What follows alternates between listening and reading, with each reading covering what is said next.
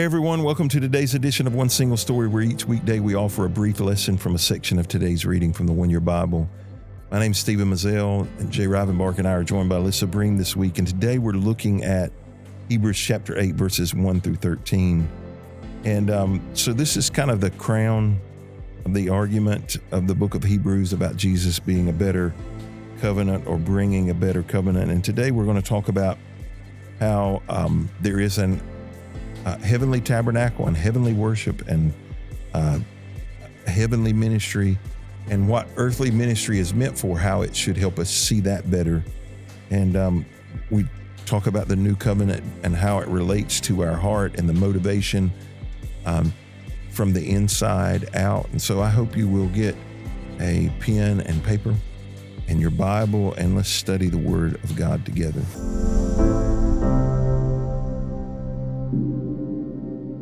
Hey everybody, we're in Hebrews today, the New Testament portion of the reading, Hebrews chapter 8, verses 1 through 13. And it's this concept of new covenant that's written on our hearts. And this is kind of the crowning argument in the book of Hebrews here. This chapter is about Jesus being the high priest of a better covenant. You know, it's superior in scope, it's superior in substance and source. How, you know, we talked a couple of days ago about how the old covenant was external, new covenant is internal. As you read through this, was there a piece of it, something that you go, man, I want to make sure we talk about this today? One thing that stands out to me is part of a verse that says, I will be their God and they will be my people. It's just how much God desires to be in close personal relationship with us. It's so easy for us to think about God off in the heavens, and he's kind of abstract to us, but everything that we're looking at and the whole thing about Jesus becoming high priest is all about being in close personal relationship with God, and the fact that he loves us that much and desires that kind of relationship is really overwhelming. Yesterday we were in Psalms and today we're in Hebrews, but there's something that's very similar between the two, where, again, in this portion of scripture, they're talking about Egypt and about the importance there. And I think sometimes we tire of talking about the goodness of God. Maybe if, like, some of the stories we told, we feel like we've told that story of so many times, but it does, every time we tell it, it is a remembrance and it's important, and we shouldn't get tired of telling the stories of God's provision in our life. The one piece that I don't have a particular question about is this concept of mediator, right? He's the middleman, if you will, and how he reconciles, right? He bridges the gap between holiness and sinfulness, and that is that's a hard concept at times for me to grasp, for me to get my head around, you know, because all of the mediators that I can think of, everybody involved is flawed, you know. So, right, you know, in the news, by the time you see this, you know, a few weeks removed from this peace accord between Israel and the Palestinians, and every single person involved is flawed, right? So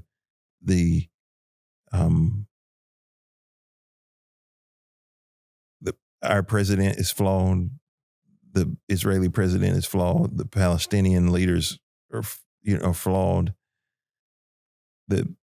And so when I think of mediation and covenants and agreements, I'm always thinking, I think our only natural knowledge is with flawed people, and they're so tenuous, like one thing could just completely destroy every good piece of work's been done. But in this case, right, the only flawed person in my covenant is me, right?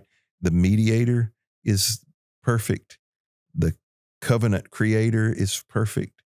And that's just so hard for me to wrap my head around, because I'm so used to any one of the parties being able to mess it up. Where in this case is I'm the only flawed one, and I don't know that I like that so much. I think that's a piece of it, but I think it's reality. And so that whole mediator thing was it's just rested with me this time. So this concept of heavenly ministry and earthly ministry, there's the heavenly tabernacle, the earthly tabernacle formed in that, all of those things.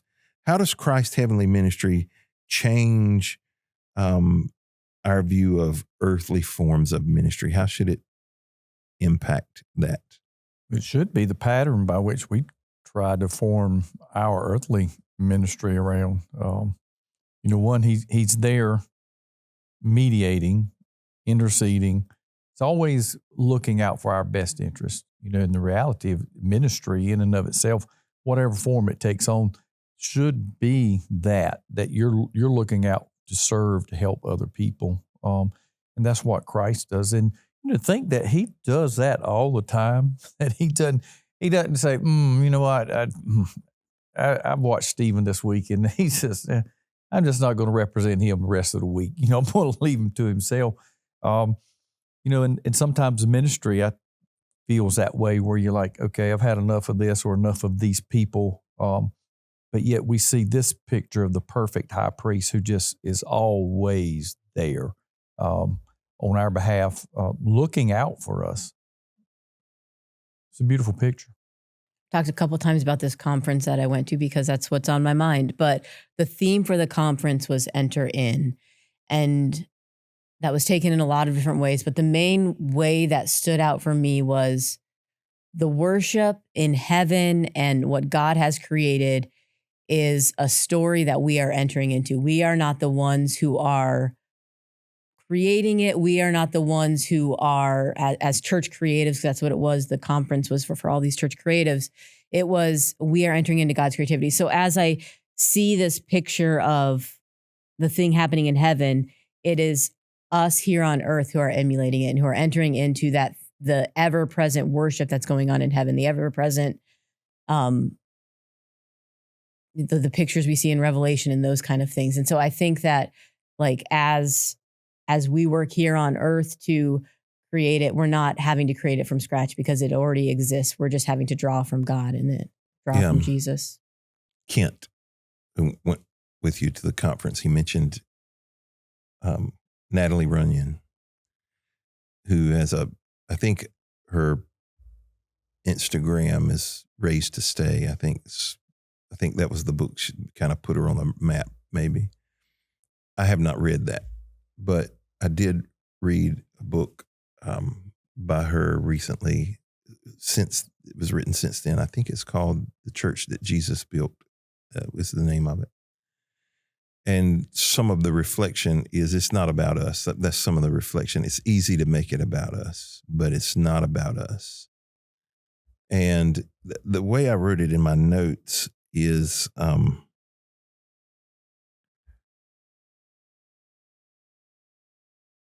don't call it, I sometimes I will call it this, but I don't normally call it this. This room, actually where we're sitting right now, some people call it a sanctuary. I remember when we put on the wall out there, and that something other than, I think we put worship center or something. Yep. And somebody lost their mind over it. It's a sanctuary.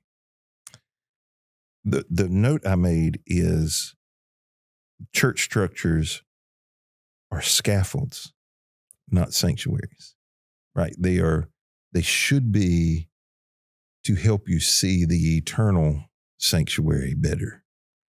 And as I was reflecting on it,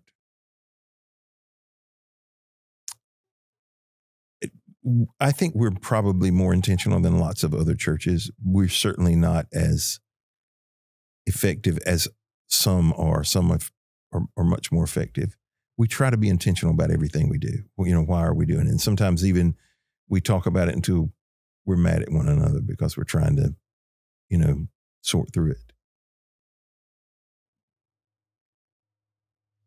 But is our purpose for our purpose for everything we do, the scaffolding scaffolding is for you to be able to scale to see something or get to something that you could not otherwise, right? My preaching should help people see Jesus better than they could prior to. Our songs should help people enter into or see the sanctuary of heaven, that the worship of heaven better. And I think when we understand that Jesus didn't die so we could have better church, he put us here so that we could help people experience him better, right? Jesus has a whole church service going on, right? In heaven. That's where we're trying to get people to see better, not to see us better. And I think that's the danger. And it's like, I as I prepared for this, that's the thing, a question I've been asking is the scaffolding we're building helping them see eternal sanctuaries better, they understand Jesus better, or are they just walking away and go, man, that was a great sermon, or you're a good communicator, or I really enjoyed worship today, or that music was good, or whatever, I like that I don't have to wear a suit, or whatever those things are. I'm curious if we feel like we're creating that scaffolding that allows people to access what matters most. He talks about this new covenant and our daily discipleship. What is distinctly new about the new covenant in our daily discipleship? What would you say is distinctly new? We've talked about this kind of a few times this week, but the thing that stands out to me here is the Sermon on the Mount, the kind of the tie-in where, Moses received the law on a mountain. And so Jesus giving a Sermon on the Mount is the new law. And the new law, it actually isn't easier, even though it's written on our hearts. It's actually bringing us to another level. Mm-hmm. You've heard it said, this is the level you need to be at. Nope, you need to take it here. If your hand causes you to sin, cut it off. Like if you look at somebody lustfully, you've already sinned. So I think that this new covenant, while there's grace and while might feel like we're not having to, go to a priest as a mediator, we can go directly to Jesus. There still is a high calling to that, and there is a high price to pay, and there is standards and things we have to follow in order to live up to that covenant. Yeah, the quote new covenant shifted from rules and regulations to it's about relationship. And he says this in many places. I'll put my laws in their minds and write them on their hearts. You mentioned it in another recording that it shifted from being external things to becoming internal things. It's all about the heart of who we are rather than the external things that we may practice or things that we do. Yeah, I think the law told us what to do. Mm-hmm. The new covenant gives us a heart to do it, a desire. And there's a big difference. It is. Mm-hmm. I mean, you think about, I know some married couples who are married and they're as married as I am, but not because they want to be, right? I did it for the children or the money or the status, but not for the heart, right? And it is a miserable place to force a relationship, right? To for your heart not to be in it, And I think that's the difference, it's an internalization of God's will, if you will, it's not just an external thing. It's a transformation. It's not just a duty. Some things you do out of duty, and I don't think that's what it is. I don't think we can have this conversation lots of times, but I don't think grace excuses sin. I think it should enable righteousness. That's the change of the heart. it allows us to do it because we desire to. So verse 13, the NIV says this way. He says, by calling his covenant new, he has made the first one obsolete, and what is obsolete and outdated will soon disappear.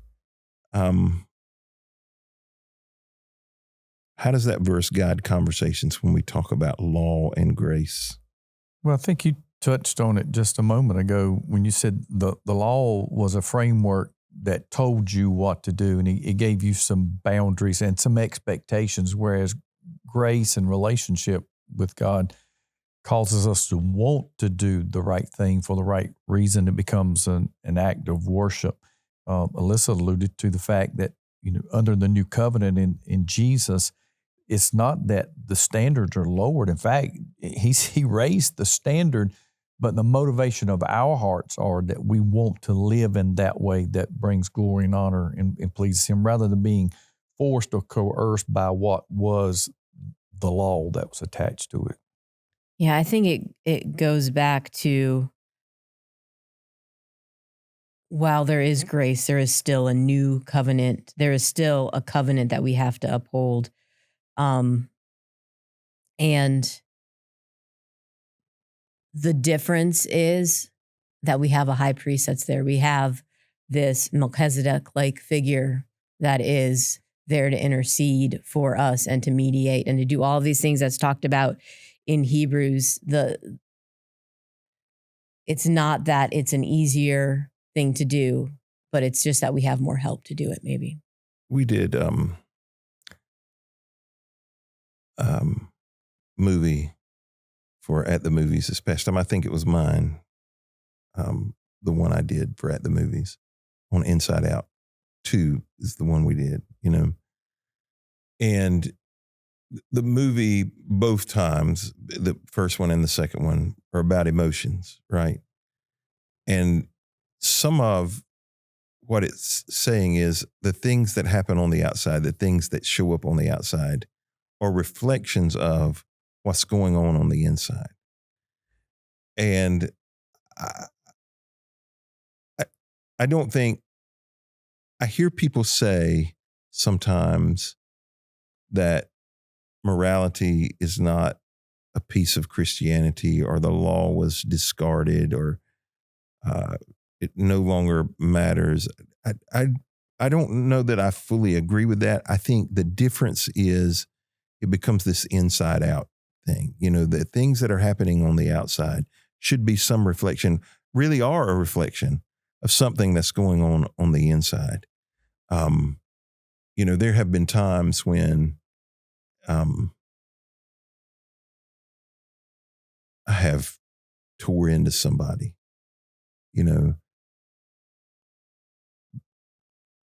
Sometimes it may have been deserved. I don't know.